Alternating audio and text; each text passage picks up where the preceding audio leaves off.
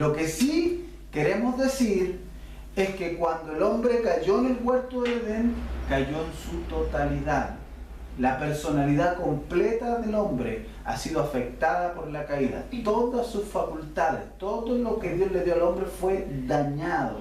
Y el pecado se extiende al completo de esas facultades, incluyendo la voluntad, el entendimiento, el afecto y todo lo demás.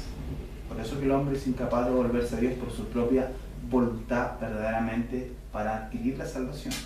Creemos que esto es irrefutable, enseñado por la palabra de Dios a la cual ahora nos vamos a referir. Lo siguiente es meramente una selección de las escrituras que afirman la enseñanza calvinista de la depravación o de la depravidad total. La Biblia enseña con absoluta claridad que el hombre por naturaleza está muerto. Romanos capítulo 5, verso 12. Ahí cerquita del texto que hemos tomado. ¿Qué dice? Por tanto, como el pecado entró en el mundo por un hombre, y por el pecado la muerte, así la muerte pasó a todos los hombres por cuanto todos pecaron. Por cuanto todos pecaron, están todos destituidos de la gloria de Dios, ¿cierto? Verso 23 del capítulo 3 de Romanos. Y si pecaron, entonces están muertos, porque la muerte entró a causa del pecado. Así como por un hombre el pecado entró en el mundo y la muerte por el pecado, así la muerte pasó a todos los hombres, porque todos han pecado. Está claro el texto. Entonces, número 1, la Biblia enseña que el hombre está muerto en pecado. Número 2, nos enseña de que los hombres están esclavizados. Segunda de Timoteo, capítulo 2, el verso 25. Esto es lo que la iglesia debe hacer en el culto, revisar las escrituras. Segunda de Timoteo, capítulo 2, el verso 25. ¿Qué dice? Segunda de Timoteo, capítulo 2, el verso 25. Que con mansedumbre corrija a los que se oponen, por si quizá Dios les conceda que se arrepientan para conocer la verdad. Entonces, ¿el hombre puede conocer la verdad sin la ayuda de Dios? No, es imposible. El texto está diciendo claramente que en el verso 24, para completar la idea, porque el siervo del Señor, esa es la responsabilidad de nosotros, no debe ser contencioso, sino amable para con todos, apto para enseñar, sufrido, que con mansedumbre corrija a los que se oponen, por si quizá Dios le conceda que se arrepientan para conocer la verdad y escapen del lazo del diablo en que están cautivos a voluntad de Él. Qué clara es la palabra de Dios, hermano. Qué clara es la palabra de Dios en las escrituras. Número 1, está muerto. Número 2, está esclavo. Estamos viendo el punto principal de la respuesta reformada del sínodo de Dort a la protesta arminiana, o al tulip, o vulgarmente conocido como los 5 puntos del calvinismo. Número 3, la Biblia. Quiero dejar claro eso, la Biblia, la palabra de Dios, nos enseña que el hombre está ciego y sordo. Marcos capítulo 4, verso 11.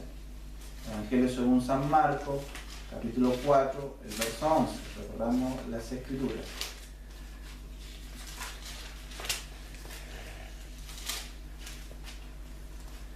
Marcos 4, 11. Y les dijo: a vosotros os es dado saber el misterio del reino de Dios, mas a los que están fuera, por parábolas todas las cosas. Verso 12. Para que viendo vean y no perciban, y oyendo oigan y no entiendan, para que no se conviertan y les sean perdonados los pecados.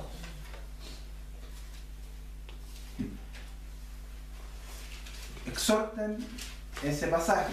No se puede exhortar a menos que usted entienda la elección incondicional de Dios, a menos que usted entienda la depravidad total del hombre, a menos que entienda que Dios es soberano, a menos que usted entienda que el hombre está completamente destituido de la gloria de Dios y que la salvación no le pertenece a él, sino a Dios.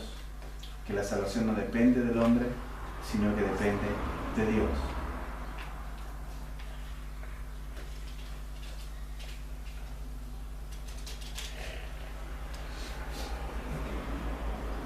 La Biblia nos enseña que no estamos instruidos. Primera de Corintios, capítulo 2, el verso 14. Primera de Corintios, capítulo 2, el verso 14. Aquí vemos cómo el apóstol Pablo está enseñando lo mismo que enseñó Agustín, lo mismo que enseñó Lutero, lo mismo que enseñó Calvino, lo mismo que vio Wycliffe, lo mismo que vio las escrituras Hus, lo mismo que vio Knox, lo mismo que vio Spurgeon, lo mismo que hemos visto por gracia nosotros. Primera a los Corintios, capítulo 2 y el verso 14. Pero el hombre natural no percibe las cosas que son del Espíritu de Dios. ¿Por qué? Para él son locura y no las puede entender porque se han de discernir espiritualmente. ¿Qué quiere decir? Que si Dios no le planta vida primero al hombre, no podrá jamás entender, discriminar, discernir la verdad del Evangelio. Si la salvación depende del oír el Evangelio, entonces ¿por qué no Dios permite que todos los hombres oigan el Evangelio y sean salvos? Porque aun cuando estemos expuestos a la predicación del Evangelio, la salvación no depende del oír, depende de que Dios abra tu oído. La salvación está en Dios. Pero Dios trabaja por medio de las escrituras para traer el Evangelio. ¿Se entiende, no? Entonces, el hombre está muerto, está esclavizado, está ciego, está sordo y no está instruido. No puede entender ni examinar la verdad. La Biblia habla de nosotros como pecaminosos por naturaleza, por nacimiento. Salmo 51:5.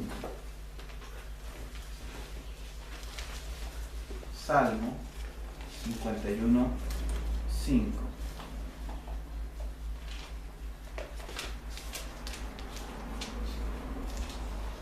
He aquí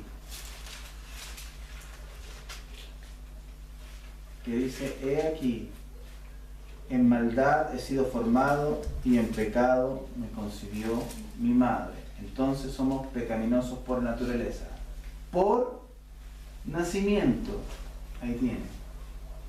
Con eso estamos absolutamente refutando la idea loca que se le vino a Pelagio, que el pecado de Adán solamente le afectó a él y no a su posteridad. Él decía que los hombres nacían o seguían naciendo de la manera en que Adán fue creado. Y la Escritura nos está diciendo que eso no es correcto. Entonces somos pecaminosos por naturaleza, por nacimiento.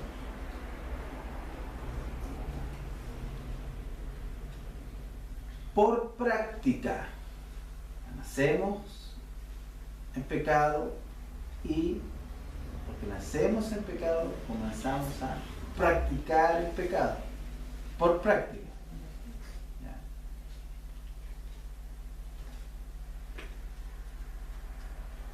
Génesis capítulo 6 y el verso 5.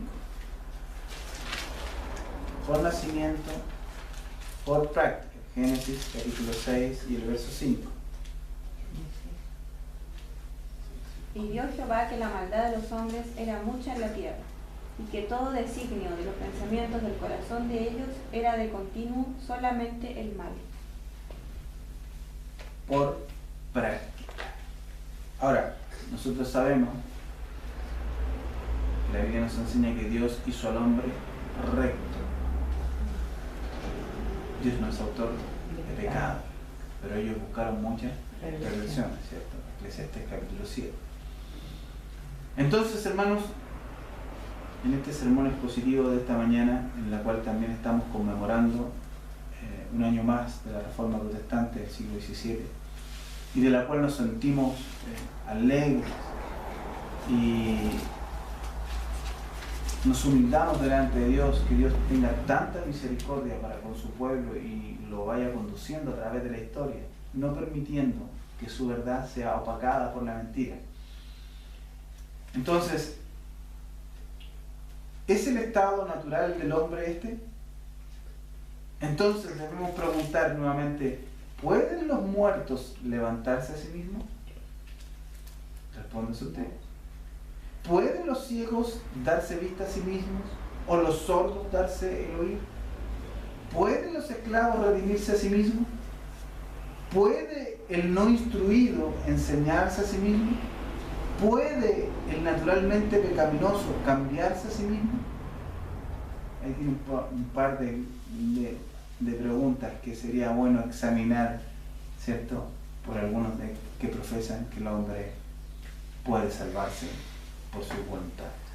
La respuesta es seguro que no. ¿Quién puede sacar algo limpio de lo impuro? Job capítulo 14, verso 4.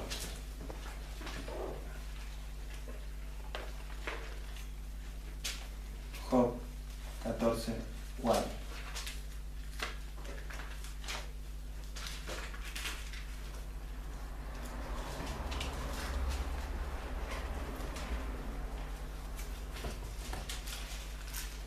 Job 14, 4. ¿Quién hará limpio los mundos? Nadie.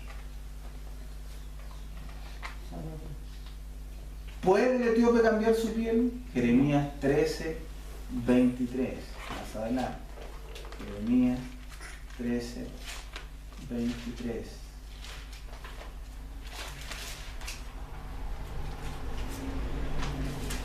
¿Mudará el etíope su piel y el leopardo sus manchas? Así también, ¿podréis vosotros hacer bien estando habituados a hacer el mal? Porque el hombre es pecaminoso de nacimiento y por práctica. El retrato, hermanos, es como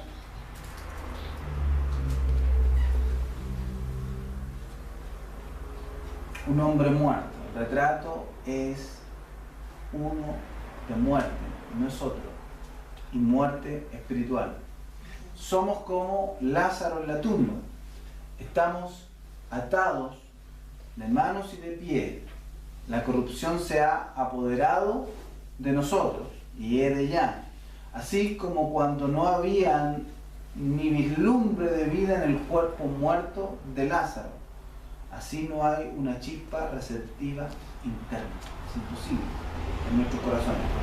Pero el Señor hace el milagro con ambos, los físicamente muertos y los espiritualmente muertos, porque han sido restituidos, hechos vivos, aquellos que estaban muertos en delitos y pecados. Efesios capítulo 2, verso 1. Estamos revisando lo que las Escrituras nos muestran, la luz que nos da respecto a esta maravillosa doctrina, las doctrinas de la gracia. Y Él os dio vida a vosotros. ¿Quién le dio vida? ¿Usted? Dios. No.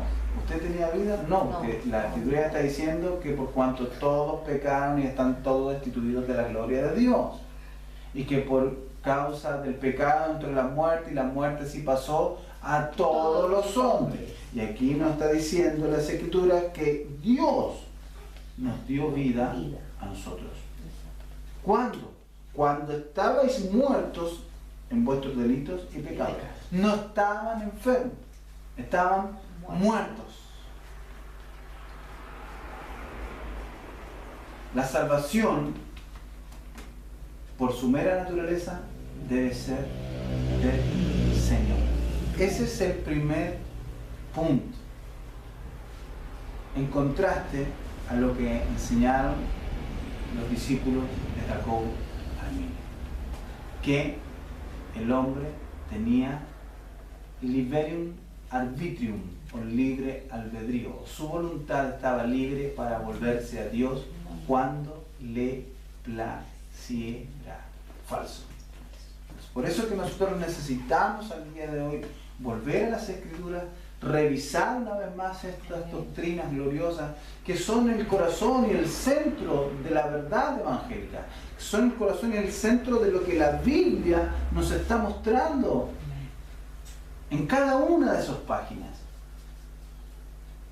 Y es triste y lamentable, como les decía al comienzo, que mucha gente sale a caminar por las calles sin tener idea lo que realmente significó la Reforma Protestante.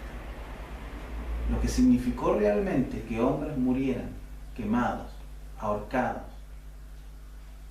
ensaltados en los secos, atravesados a espada, por las calles, en los campos, por causa de esta verdad. Hoy día nosotros no padecemos de esa manera, aun cuando hay hermanos que en el mundo entero pudieran estar padeciendo esa persecución. Pero esa fue la verdad que defendieron estos hombres. Y esa es la verdad que nosotros defendemos hoy.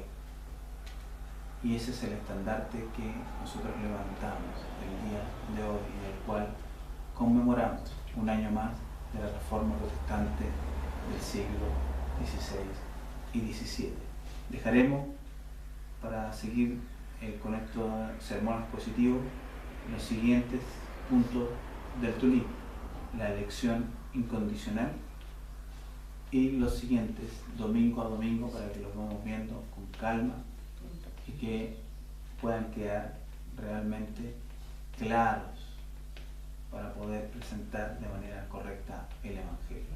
De manera que ninguno de los hombres que estamos aquí presentes tuvo la voluntad en sí mismo de volverse a Dios, sino que fue Él que nos dio vida cuando estábamos muertos en delitos y pecados, y que por su gracia, volvamos al texto, Romanos 3, hemos sido justificados gratuitamente por su gracia, mediante la redención que es en Cristo Jesús, Señor nuestro. Oramos. Padre, te damos gracias, Señor, en esta mañana por esto tan glorioso, Dios mío, de poder volver a las Escrituras, de poder volver a repasar las doctrinas de la gracia, de poder sentirnos, Señor, contentos y alegres de que seamos parte de tu pueblo, al cual tú nos has injertado, Señor, que seamos parte de esta cantidad de hombres que a lo largo de la historia, Señor, han, Dios mío, defendido la verdad de las Escrituras, Señor, y que su ardiente corazón no es respuesta a una mente vacía, sino que a un entendimiento en las Escrituras. Por eso nuestro corazón arde en esta mañana, porque entendemos en las Escrituras tu verdad. Gracias, Dios mío. Amén y amén.